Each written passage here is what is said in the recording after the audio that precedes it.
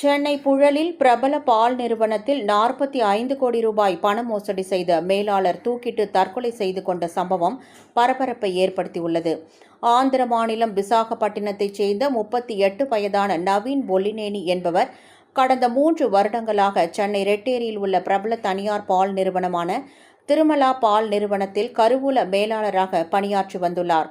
அண்மையில் பால் நிறுவனத்தில் கணக்கு வழக்குகளை சரிபார்த்த போது சுமார் 45 கோடி ரூபாய் வரை நவீன் மோசடி செய்தது தெரியவந்தது.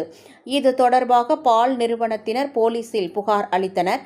இந்நிலையில் தற்கொலை செய்து கொள்ளப் போவதாக பால் நிறுவனத்தினர் மற்றும் தனது சகோதரிக்கு இமெயில் அனுப்பிவிட்டு தான் சொந்தமாக வாங்கிய இடத்தில் உள்ள குடிசையில் தூக்கிட்டு தற்கொலை செய்து கொண்டார்.